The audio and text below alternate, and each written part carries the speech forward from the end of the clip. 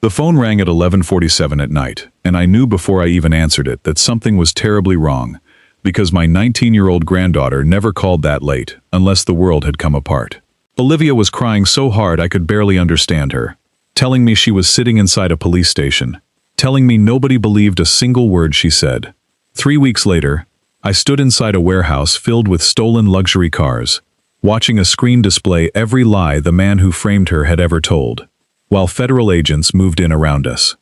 Before I tell you exactly how a retired homicide detective spent 3 weeks quietly taking apart an international car theft ring to save his granddaughter's future,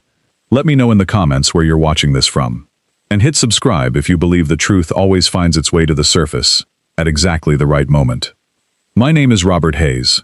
I am 70 years old, and for 32 years I worked as a homicide detective, spending most of that career in a city violent enough that I stopped counting the cases somewhere around case 400, focusing instead on making sure every single one of them got solved properly, thoroughly, with evidence strong enough that no defense attorney could pick it apart in front of a jury. I started that career at 26 years old, a young patrol officer who transferred into investigations after demonstrating, according to my first captain, an almost obsessive attention to detail that made me either extremely well-suited to detective work or extremely irritating to partner with, depending, I suppose, on how patient the partner in question happened to be.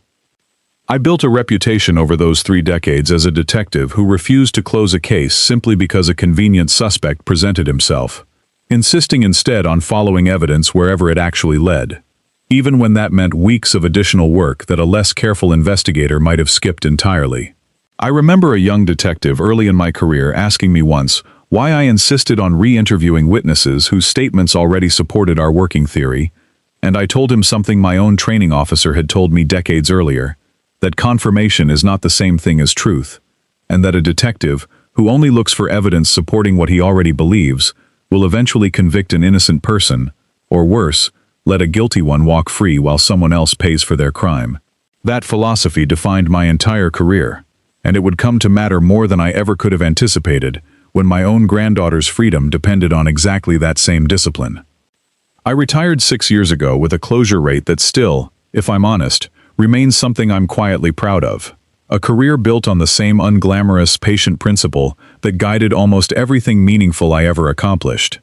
That the truth is always sitting somewhere in the evidence, waiting for someone patient enough to actually find it, rather than someone in a hurry to close a case with whatever story happens to be convenient. My retirement ceremony was small, a handful of colleagues, a plaque I keep in a drawer rather than displayed on a wall, and a quiet dinner with Carol, where she told me, only half joking, that she was looking forward to having a husband who didn't wake up at 3 in the morning thinking about crime scenes. My wife Carol passed away 4 years ago from complications following a stroke, and since then, my granddaughter Olivia has become, without question, the center of what remains of my life. Olivia is my daughter Sarah's only child, a bright, hard-working 19-year-old finishing her first year at the state university nearby, studying to become a veterinarian, a goal she'd held on to with quiet determination since she was 7 years old, and nursed an injured bird back to health in our backyard, sitting with that small creature for hours every day after school, until it could finally fly again, refusing to give up on it, even after her mother gently suggested it might not survive. Sarah herself passed away 3 years ago in a car accident, a loss that devastated our entire family, coming as it did only a year after we'd buried Carol. 2 devastating losses close enough together that I sometimes still find myself surprised, on quiet mornings, by the particular weight of having outlived both my wife and my only child. In the aftermath of Sarah's death, I made a promise to myself, standing at my daughter's graveside, that I would be present in Olivia's life in every way I possibly could, that I would not let her navigate the hardest years of her young adulthood without someone in her corner who would move heaven and earth for her if it ever came to that. Olivia moved in with me for nearly a year after Sarah's death, finishing her final year of high school from my house before starting college, and though I know those months were among the hardest of her young life, I also count them among the most meaningful of mine. Watching my granddaughter slowly rebuild something resembling stability after losing her mother so suddenly, learning to make her favorite dinners the way Sarah used to, driving her to college visits, sitting with her through the particular grief of a 19-year-old who has already lost more than most people her age can imagine. She moved into her own apartment near campus roughly 8 months before everything with Tyler unfolded, proud of her independence. And I remember feeling, watching her settle into that new chapter, a cautious optimism that perhaps the worst of what our family had endured was finally behind us. I want to walk you through that phone call, because I remember every second of it with a clarity I've rarely experienced even across 32 years of receiving difficult calls in the middle of the night. I had been asleep for barely an hour, the house quiet, in the particular way it had been quiet every night since Carol passed, when the phone on my nightstand lit up the dark room with Olivia's contact photo, a picture from her high school graduation, smiling in a cap and gown Sarah had helped her choose. Olivia's voice came through broken, gasping, barely coherent between sobs, telling me she was at the downtown police station, telling me the officers there believed she'd been involved in something terrible, something about stolen cars, and that nobody, not one single person in that building, seemed willing to actually listen to her side of what had happened. I told her to stay exactly where she was, that I was coming immediately, and I was in my car within 4 minutes, driving faster than I probably should have at 70 years old, on empty midnight roads, my mind already working through the careful, methodical process that had defined my entire professional life, separating panic from procedure, focusing on what I actually needed to do, rather than the fear clawing at the edges of my composure. I remember gripping the steering wheel tighter than necessary, running through every possible scenario, every worst-case outcome, and forcing myself, the same way I'd trained hundreds of younger officers to do at active crime scenes, to set that fear aside long enough to think clearly about what actually needed to happen in the next hour. I arrived at the downtown station just before 1 in the morning, and the desk sergeant, a younger officer who clearly recognized my name from my career even 6 years into retirement, walked me back to a small interview room where Olivia sat alone, mascara streaked down her face, her hands shaking around a paper cup of water she wasn't drinking. She threw her arms around me the moment I walked through the door, and I held my granddaughter while she cried, feeling, for just a moment, every bit as helpless as any frightened family member I'd ever comforted during my career, before that old, familiar discipline settled back over me, the understanding that helping her required composure, not panic. I sat with her for several minutes before either of us spoke coherently, simply holding her hand across the small interview table, letting her breathing gradually slow, remembering countless times over my career, when I'd sat across from frightened witnesses and victims, in rooms nearly identical to this one, never once imagining I would find myself on this side of the table, with my own granddaughter's future hanging in the balance. The detective assigned to the case, a competent-looking younger man named Detective Marcus Reyes, who introduced himself with professional courtesy, but a clear conviction already forming in his eyes, explained the situation to me directly, treating me, I could tell, with the particular deference officers sometimes extend to a retired colleague, even when they fundamentally disagree with him. According to the department's information, Olivia had been apprehended near an active crime scene involving a sophisticated luxury vehicle theft operation, her car parked less than a block away, her name appearing on paperwork connected to a rental property being used as a staging location for the stolen vehicles before their eventual export overseas. Detective Reyes was careful, professional, but unmistakably convinced that my granddaughter was, at minimum, a knowing participant in a much larger criminal enterprise. Detective Hayes, he told me, using my old rank out of what I suspect was genuine professional respect, I understand this is difficult to hear about your own granddaughter, and I'm not saying the case against her is closed and settled, but the paperwork connecting her to this property is substantial, and I'd be doing my job poorly if I dismissed it simply out of deference to your career. I told him I understood completely, that I would never ask him to dismiss legitimate evidence, simply because of who her grandfather happened to be, but that I wanted to review the actual documentation myself, professional courtesy between two detectives, rather than a grandfather's desperate plea. He hesitated only briefly before agreeing, walking me through copies of the lease agreement and the bank account records that formed the foundation of the department's suspicion. I listened to every word of that explanation with the same careful attention I'd once brought to hundreds of witness interviews, and even setting aside every instinct I had as her grandfather, purely as an investigator evaluating evidence, something about the case against Olivia felt immediately, unmistakably wrong. I asked Detective Reyes directly what physical evidence connected her to the actual theft itself, rather than simply her proximity to the scene. And his answer, careful and hedged in exactly the way answers get hedged when the actual evidence is thinner than the narrative being built around it, told me almost everything I needed to know. There was no evidence of her actually stealing anything. There was only her name on documents she swore she'd never signed, and her car parked near a location she swore she'd never willingly visited. I pressed him further, asking specifically about the circumstances of her arrest itself, how exactly officers had come to be at that particular location, that particular night, and whether the initial call that brought police to the scene had come from a confidential source or an anonymous tip. Detective Reyes hesitated slightly before confirming that an anonymous tip had, in fact, alerted the department to activity at the property, a detail that struck me immediately as significant. In my 32 years of experience, anonymous tips that conveniently lead investigators directly to a predetermined suspect, complete with paperwork already connecting that suspect to the scene, deserve exactly the kind of scrutiny that a tip pointing toward a genuinely unknown perpetrator rarely does. I did not share this suspicion with Detective Reyes directly that night, wanting first to understand considerably more before drawing conclusions I couldn't yet fully support with evidence of my own.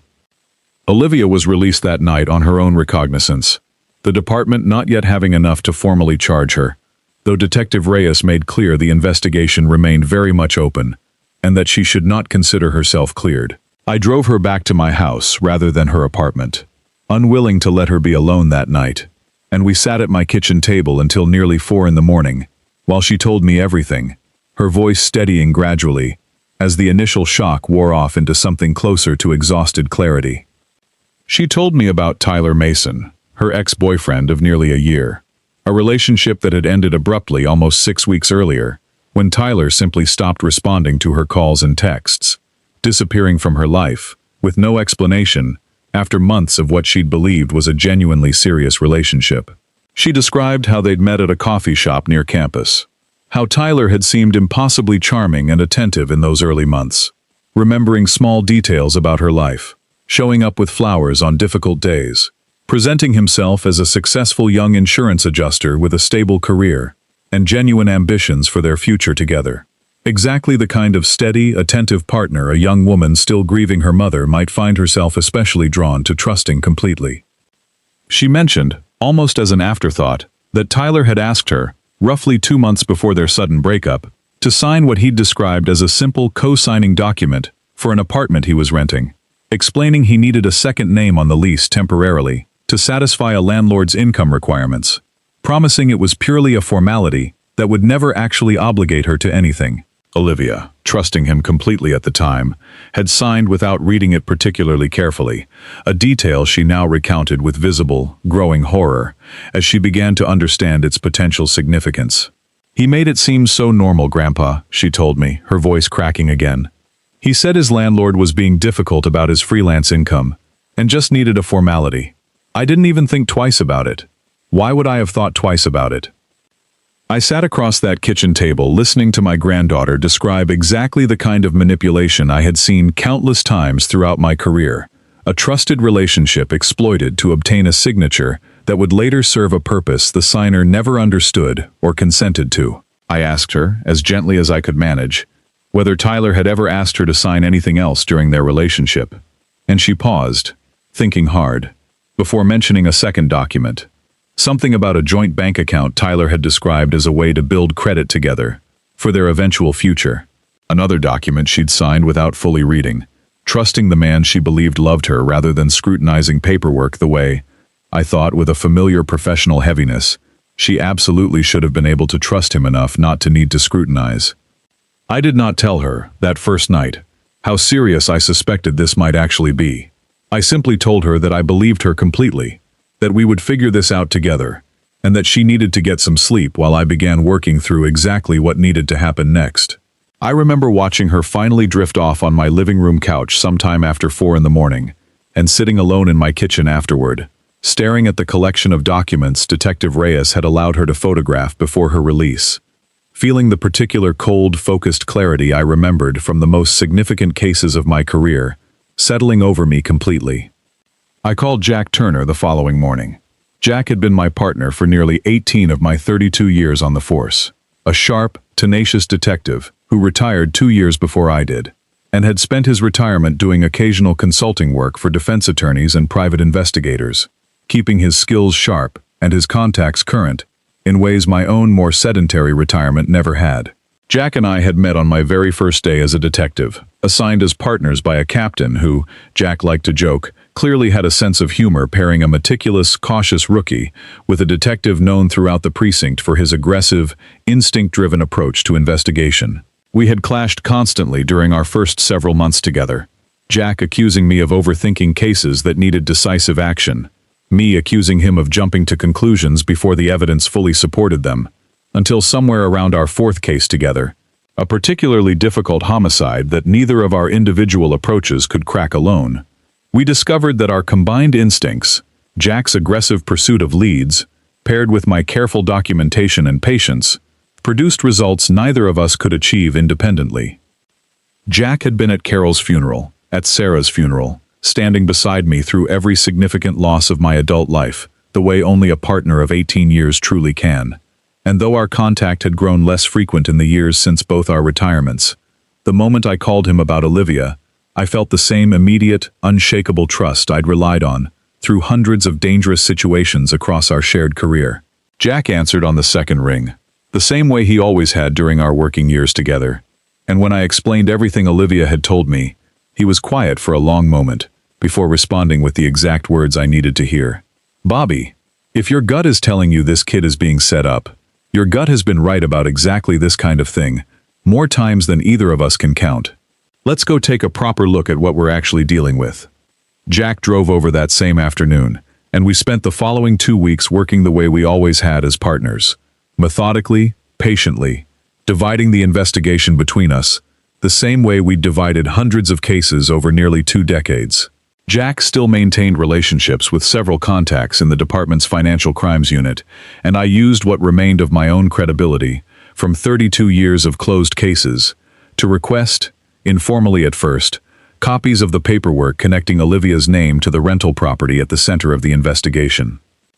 I remember Jack setting up shop at my kitchen table, much the way we used to set up temporary case boards in the precinct's back conference room, printouts spread across every available surface, Jack's laptop open to spreadsheets of financial records he was slowly organizing into a coherent timeline. We fell back into our old rhythm almost immediately, Jack handling the financial and digital trail while I focused on witness accounts and physical evidence, the same division of labor that had made us such an effective team throughout our careers. It's like riding a bike, Bobby, Jack said on our third day working together, not looking up from his laptop screen. Except this time, the stakes feel a hell of a lot more personal than usual.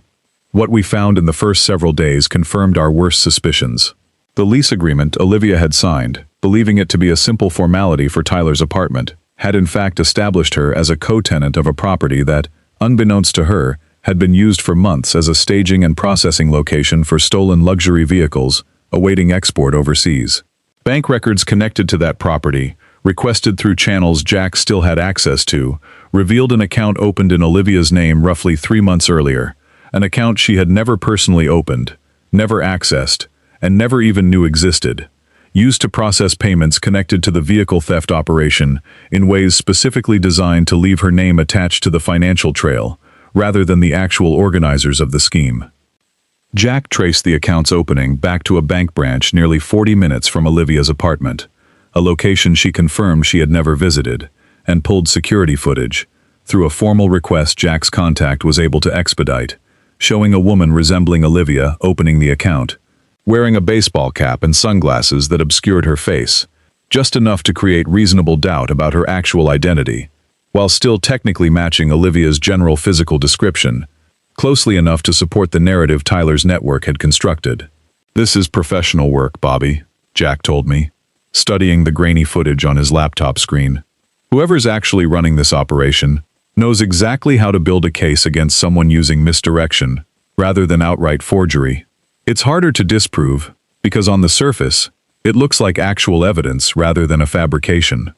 I mentioned to Jack during that same conversation My earlier suspicion about the anonymous tip that had brought police to the scene the night of Olivia's arrest. Jack, sharing my professional skepticism, spent an afternoon working a contact in dispatch records to obtain the actual audio of that original call. And what we heard confirmed exactly what I had suspected. The voice on the recording, disguised through what an audio specialist Jack consulted, determined was likely a simple voice modulation application, provided police with remarkably specific details about Olivia's presence at the property. Details that, in hindsight, only someone deeply familiar with the actual operation, or someone actively orchestrating her framing, could possibly have known with such precision. Whoever made that call wasn't a concerned citizen who happened to notice something suspicious. Bobby, Jack said, replaying the recording a second time. That's someone who knew exactly where Olivia would be and exactly what story to feed dispatch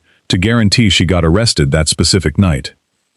We drove out to Tyler's apartment complex together on our fourth day of investigating, the same building Olivia had unknowingly co-signed the lease for, and found it exactly as expected, empty, professionally cleaned, no trace of the man who had lived there for over a year. I knocked on the doors of 3 neighboring units, introducing myself simply as a family friend, trying to locate Tyler for an urgent matter, and found one elderly resident, a retired schoolteacher named Mrs. Patterson, who lived 2 doors down, willing to talk. She described Tyler as pleasant but distant, mentioning that he'd received frequent late-night visitors over the preceding months, men she'd never seen during the day, cars that would arrive and leave within 20 or 30 minutes at odd hours, activities she'd found curious, but hadn't thought worth reporting to anyone.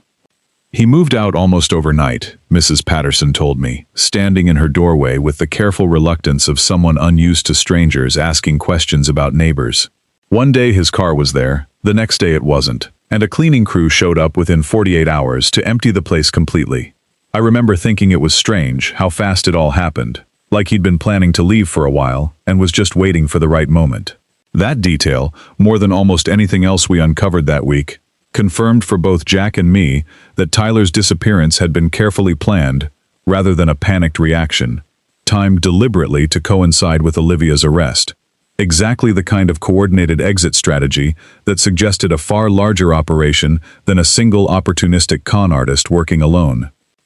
Tyler Mason, meanwhile, had vanished. His apartment, the very one Olivia had unknowingly co-signed for, sat empty, his phone disconnected, his social media accounts deleted entirely, in the days immediately following Olivia's arrest. Jack, working through a contact who still had access to certain database tools, traced Tyler's actual employment history and discovered, buried beneath a legitimate-looking job as an insurance adjuster, evidence connecting him to an international auto-trafficking network responsible for stealing luxury vehicles across 3 states and shipping them overseas through a falsified export documentation process, a network that federal authorities, we would later learn, had been investigating for nearly 2 years, without ever identifying the specific individuals running its domestic operations. I remember sitting in my own living room with Jack, surrounded by printouts and phone records, understanding with a cold, familiar clarity the exact shape of what had happened to my granddaughter. Tyler had targeted Olivia specifically, cultivating a genuine-seeming relationship over nearly a year, patiently building the trust necessary to eventually manipulate her into unknowingly providing exactly the kind of clean, sympathetic identity a criminal enterprise needs when it requires a fall guy. Or in this case, a fall girl. Someone with no criminal history, no obvious connection to organized crime. Someone whose youth and naivety would make the narrative of an unwitting accomplice. Or worse, a willing participant seduced by easy money. Entirely plausible to any prosecutor building a case. This wasn't random, Bobby, Jack told me that evening, tapping a printed timeline he'd assembled showing the relationship between Tyler's disappearance and the timing of Olivia's arrest. He didn't panic and run when things got hot. He set this up months in advance, built the entire paper trail pointing at her, and then disappeared right on schedule, right when he knew law enforcement would start looking for someone to hold accountable. This kid was never Tyler's girlfriend. She was his exit strategy from day one. I made the decision, over the following days, not to bring this information to Detective Reyes immediately. 32 years of investigative experience had taught me that presenting a partial case too early, before the full scope of the operation could be documented, risked either alerting Tyler's remaining associates to disappear before they could be caught, or worse, simply shifting suspicion in a way that still left the actual criminal network largely intact, while providing only enough evidence to clear Olivia's immediate legal jeopardy without dismantling the larger operation actually responsible for her situation. I wanted more than my granddaughter's exoneration. I wanted Tyler Mason and everyone connected to that trafficking network held fully accountable, in a way that would leave absolutely no ambiguity about who bore actual responsibility. I want to acknowledge honestly how difficult those weeks were for Olivia specifically, watching her carry the weight of an open investigation while unable to share the actual progress Jack and I were making, unable to tell her friends or her professors the full truth of what was happening. Simply that a misunderstanding had occurred and was being worked through. She stopped attending several social gatherings, unwilling to face questions she didn't know how to answer honestly, and I watched her, during our weekly dinners together, grow quieter and more withdrawn than I'd seen her since the immediate aftermath of her mother's death. She confided in me one evening that a few of her classmates had apparently heard rumors about her arrest, and that she'd noticed people whispering when she walked into her lecture halls, an experience that clearly wounded her deeply, even though she tried, admirably, not to let it show too openly. One particularly painful evening, she told me about a study group she'd been part of since the beginning of the semester, quietly excluding her from their weekly sessions. No explanation given, simply a group chat she was no longer included in, and messages that went unanswered when she reached out to ask why. "I know I didn't do anything wrong, Grandpa," she told me, tears in her eyes. "But it still feels like everyone's already decided I'm guilty, and there's nothing I can say that would change their minds until this is actually resolved." I remember sitting with her that particular evening for nearly 2 hours, longer than any of our other dinners during that period, simply listening, offering what comfort I could, without revealing the depth of the investigation Jack and I were actively building. It was one of the hardest nights of that entire ordeal for me personally, watching my granddaughter absorb the social cost of an accusation I knew, with growing certainty, was entirely fabricated, and being unable to tell her exactly how close we already were to proving it. I struggled, more than once during those weeks, with whether keeping her in the dark about the depth of our investigation was truly the right choice, or whether it simply added an additional layer of isolation to an already painful ordeal. I discussed this with Jack one evening, and he reminded me of something important, that protecting Olivia completely meant ensuring nothing in her behavior or her communications could be used, even inadvertently, to tip off Tyler's associates that a serious counter-investigation was underway. "She needs to keep living her normal life exactly as she has been, Bobby," Jack told me. "Anything different, any change in her routine that someone could notice, and we risk losing the exact advantage that's letting us build this case properly. It's harder on her in the short term, but it protects the outcome we're actually working toward."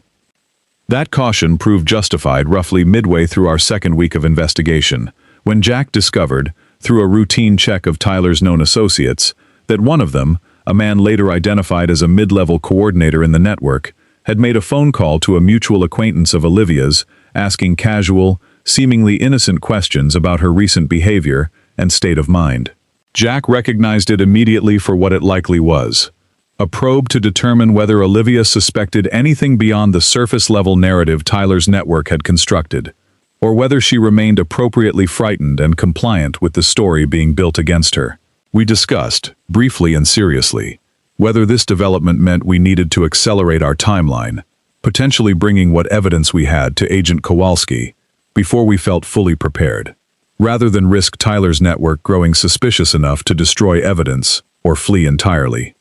Ultimately, after careful consideration, Jack and I decided the probe suggested routine caution on the network's part, rather than specific suspicion of our investigation, and we proceeded on our original timeline, though I'll admit that discovery kept me considerably more alert during the following days, watching for any sign that our activities had drawn unwanted attention. I found myself, more than once during that period, glancing at unfamiliar cars parked near my house, slightly longer than professional discipline probably required. An old habit resurfacing that I hadn't needed to rely on since my active years on the force. Tyler stood near the center of that warehouse floor when I arrived, dressed in an expensive suit that looked nothing like the modest insurance adjuster persona he'd maintained during his relationship with Olivia, laughing easily with several buyers as rows of gleaming luxury vehicles sat arranged around them under warehouse lighting, designed to showcase their value. I watched him from a discreet distance for several minutes,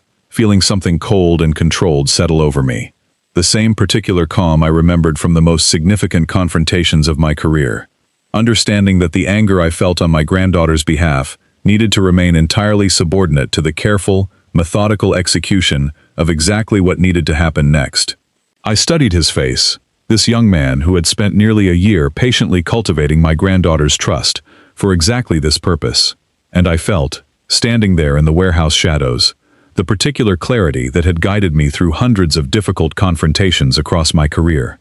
The understanding that the most dangerous men are rarely the ones who look dangerous, and that justice, delivered patiently and completely, always carries more weight than justice delivered in anger. I approached the small stage set up near the front of the warehouse, where an auctioneer had been preparing to open the evening's proceedings, and I asked, calmly, whether I might have a brief moment before the auction began. The confusion on the auctioneer's face, and the sudden, sharp attention from several of Tyler's associates scattered throughout the warehouse, told me they had no idea who I was, or why an elderly stranger was requesting the microphone, which was exactly the advantage I needed in that moment. I introduced myself simply, 32 years as a homicide detective, and explained that I had spent the past 3 weeks investigating serious criminal activity connected directly to the vehicles and the people gathered in that warehouse that evening. I kept my voice level and procedural, the same tone I'd used delivering findings to juries and prosecutors throughout my career, refusing to let the personal weight of the moment creep into my delivery, even as I felt Tyler's eyes lock onto me from across the warehouse floor, his expression shifting rapidly from confusion to dawning, horrified recognition. The large screen behind me, coordinated through Agent Kowalski's technical team under a pretext arranged earlier that day, began displaying the evidence Jack and I had spent 3 weeks assembling, each piece appearing in careful sequence exactly as we'd planned. Bank records showing the account fraudulently opened in Olivia's name, highlighted and annotated to show the clear discrepancy between the account holder's actual signature and Olivia's genuine handwriting samples displayed side by side. The falsified lease documents connecting her, on paper, to the network's staging property, alongside the original limited co-signing conversation Tyler had used to manipulate her into signing, without understanding its true scope. Security footage placing Tyler, not Olivia, at the actual scene of multiple vehicle thefts across the preceding months, his face clearly visible in each frame despite his attempts, in some clips, to obscure himself with a hood or cap. And finally, a recorded conversation, obtained legally through Agent Kowalski's investigation, in which Tyler could be heard explicitly discussing his plan to let Olivia take the fall for the operation, while he and his associates completed their final shipment undetected. His voice, unmistakable, describing my granddaughter with a callousness that made my jaw tighten even hearing it, for what was now the 3rd or 4th time since Jack and I had first uncovered it. I let that recording play in its entirety, every word landing across the suddenly silent warehouse, watching guests who had been mingling and admiring stolen luxury vehicles only minutes earlier, now staring at Tyler with a mixture of shock and dawning understanding of exactly what kind of event they had actually been invited to attend. Tyler's face, watching that recording play across the screen in his own voice, went through a transformation I will remember for the rest of my life. The easy confidence of a man who believed himself completely insulated, collapsing into raw, unguarded panic. He started toward the stage, some desperate attempt to stop the presentation or perhaps simply to flee. And that was the exact moment federal agents, positioned discreetly throughout the warehouse, among auction staff and prospective buyers, moved in with practiced, coordinated efficiency, converging on Tyler and 11 of his associates simultaneously, securing every exit before any of them could scatter into the surrounding industrial district. Tyler Mason was placed in handcuffs in the center of that same warehouse floor where he'd been laughing with buyers only minutes earlier, along with the network's regional coordinator, a man named Victor Kessler who had been overseeing the export documentation process, and 9 additional associates connected to various stages of the operation. I watched agents move methodically through the warehouse, securing vehicles, documenting the scene, escorting stunned buyers toward a designated area where federal agents began taking statements to determine who among them had knowingly participated in purchasing stolen property versus who had genuinely believed they were attending a legitimate auction. I watched the arrests unfold with a calm I hadn't fully expected to feel. 32 years of career discipline finally converging, with 3 weeks of deeply personal investment, into a single, complete moment of resolution. Agent Kowalski approached me once the initial chaos of the arrests had settled, extending her hand and telling me, with visible professional respect, that our work had directly enabled the largest single arrest in the network's 2-year investigation, exactly the outcome she'd hoped for when she'd agreed to coordinate the operation around Tyler's own overconfidence. I called Olivia the moment agents confirmed the scene was fully secured, and I told her, simply, that it was over, that the truth had come out completely and publicly, in exactly the way I had promised her it would. She was quiet for a long moment on the other end of the line, before breaking into tears again, though this time, unmistakably, tears of relief rather than fear. "Grandpa," she said, her voice thick with emotion, "I never doubted you'd figure it out. I just didn't know how much it was going to cost you to do it." I told her the truth, that it hadn't cost me anything I wasn't willing to give completely, that protecting her was never a burden, simply the most important work I'd done since retiring from the job that had defined most of my adult life. In the days that followed, the police department formally dropped all charges and investigative suspicion against Olivia. Detective Reyes himself, calling to personally acknowledge that the evidence Jack and I had provided had completely reshaped the department's understanding of the entire case. I remember Detective Reyes's voice on that call, carrying a genuine humility that I respected, admitting that he'd built his initial assessment on evidence that appeared far more solid than it actually turned out to be, and thanking me, professional to professional, for the thoroughness of the work Jack and I had done in service of the truth, rather than simply our own family's interests. The police chief held a public press conference roughly a week later, standing beside Olivia and formally apologizing on behalf of the department for the distress and reputational harm the investigation had caused, an innocent 19-year-old college student, acknowledging publicly that the evidence pointing toward her had been deliberately fabricated by the actual perpetrators of the crime. I stood at the back of that press conference, watching my granddaughter stand tall at the podium beside the chief, her voice steady as she thanked the community for their patience, and spoke, briefly but powerfully, about the importance of not rushing to judgment before the full truth has had a chance to surface. A reporter asked Olivia, during the question period following the chief's formal statement, how she had managed to stay hopeful during 3 weeks of uncertainty, without knowing whether she would ever be cleared.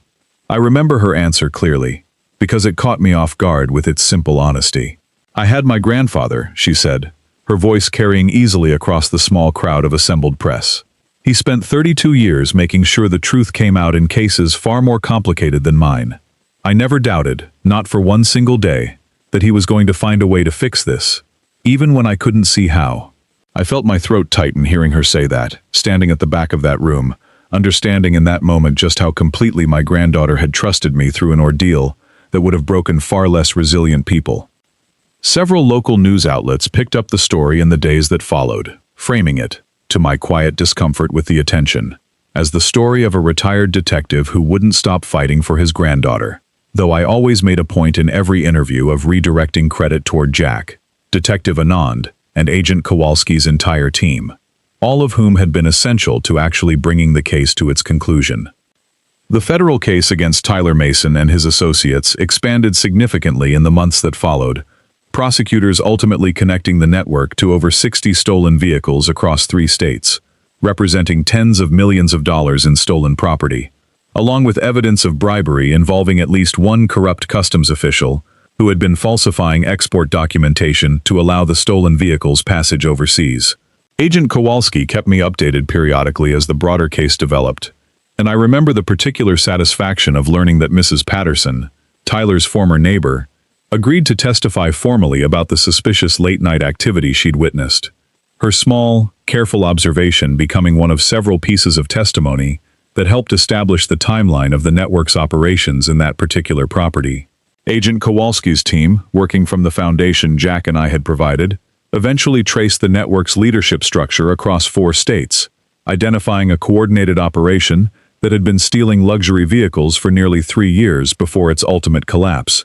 Using a rotating series of staging properties and a network of young, unwitting or semi-witting recruits, several of them, investigators eventually discovered, targeted using exactly the same relationship-based manipulation strategy Tyler had used against Olivia. 2 additional young women in neighboring states, Agent Kowalski told me during a later update call, had been similarly manipulated by other members of the network.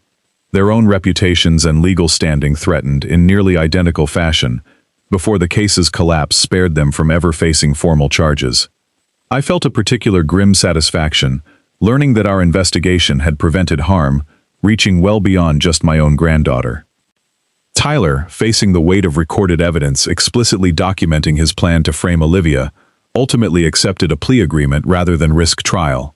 receiving a sentence of 12 years, along with mandatory restitution, contributing to the broader recovery effort for every victim whose vehicle had been stolen and trafficked through the network. Victor Kessler and several additional senior associates received similarly substantial sentences, the network's domestic operation, according to Agent Kowalski's final report, effectively dismantled entirely as a direct result of the case Jack and I had built. Olivia returned to her studies within weeks, her university formally clearing any concern raised by the initial arrest from her academic record. And she has told me, more than once since that night, that the experience, as frightening as it was, taught her something about resilience and about the people willing to fight for her that she carries with her every single day now. She changed her academic focus slightly in the following year, adding a minor in criminal justice alongside her veterinary studies, telling me, with a small, determined smile that reminded me powerfully of her mother, that she wanted to understand the systems that had nearly failed her well enough, that she could help improve them someday, whether through advocacy work, or simply through the kind of careful, patient attention to detail I'd spent my entire career trying to model for her. The study group that had quietly excluded her during those difficult weeks reached out with an apology once the truth became public, an apology Olivia accepted graciously, though she told me privately that the experience had taught her something important about which friendships could withstand genuine adversity and which couldn't. A lesson, she said, with a maturity beyond her 19 years, that she was ultimately grateful to have learned early rather than discovering later in life, during a moment of even greater consequence. She rebuilt her social circle over the following semester, around a smaller group of friends who had stood by her unconditionally throughout the entire ordeal. People, she told me, whose loyalty she now valued far more deeply than she had before, understanding exactly what it looked like to be doubted by people she'd once trusted completely. I sat with her one evening, several weeks after everything had settled, on my back porch where she'd spent so much of her childhood, both of us watching the sun set, over the same modest backyard, where she'd once nursed an injured bird back to health at 7 years old. And I told her something I believe with my whole heart, something I want to leave with you, if you've stayed with this story until the end. People believing you or not believing you was never actually the thing that mattered most in this entire ordeal. What mattered was patience, and the willingness to let the truth surface completely, in its own time, rather than rushing toward a confrontation before the evidence could speak for itself, completely and undeniably. Protecting the people we love isn't always about confrontation in the moment. Sometimes it's about the quiet, unglamorous work nobody sees. 3 weeks of phone records and bank statements and careful waiting, building toward a single moment where the truth simply cannot be denied by anyone in the room. I think about that anonymous tip sometimes too,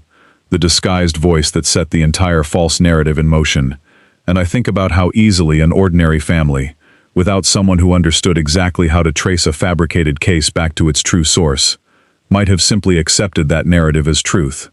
watching a 19-year-old girl's life derailed by a crime she never committed, while the actual perpetrators walked free to continue targeting other unsuspecting victims. That thought stays with me more than almost anything else from those 3 weeks. The understanding that Olivia's case was never truly unique, simply one careful, documented example of a pattern that had already harmed others, and would have continued harming more if nobody with the right training had been paying close enough attention.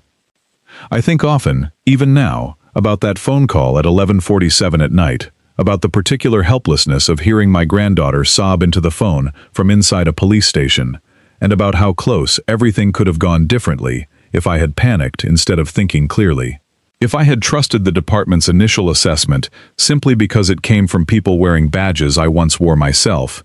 if I had let anger override the patient, methodical discipline that 32 years of careful investigation had taught me to trust above almost anything else. I'll admit something else, honestly, something I didn't fully understand until well after everything had settled. Those 3 weeks working alongside Jack, building that case piece by careful piece, gave me something my retirement had quietly been missing, without my fully realizing it. A sense of purpose I hadn't felt since my last active case 6 years earlier. I don't say that to suggest I'm grateful for what happened to Olivia, not for a single moment, but I think it's honest to acknowledge that the work itself, the careful documentation, the patient waiting, the discipline of building an airtight case, reminded me of exactly who I'd been for 32 years, and reconnecting with that part of myself, even under such painful circumstances, gave me something valuable I hadn't known I still needed. Jack and I still meet for coffee most Thursday mornings now, the same routine we'd fallen into during our 2 weeks of intensive investigation, though our conversations have returned mostly to ordinary retirement topics. Fishing trips, grandchildren, the occasional complaint about how much everything costs these days. He tells people, when the story comes up, that working the case with me reminded him why we'd been such an effective team for 18 years. And I tell him, honestly, that I couldn't have done any of it without him. That the phone call I made that first morning was as much an act of faith in our partnership as it was a plea for help. Family isn't always protected with a weapon or a raised voice. Sometimes the most powerful protection a person can offer the people they love is simply the discipline to wait, to gather, and to let the truth arrive exactly when it's strong enough that nobody in the room can deny it. If this story meant something to you, tell me where you're watching from in the comments below. And if you believe the truth always finds its way to the surface at exactly the right moment, hit subscribe to Humble Dad Stories. There are many more stories like this one waiting for you.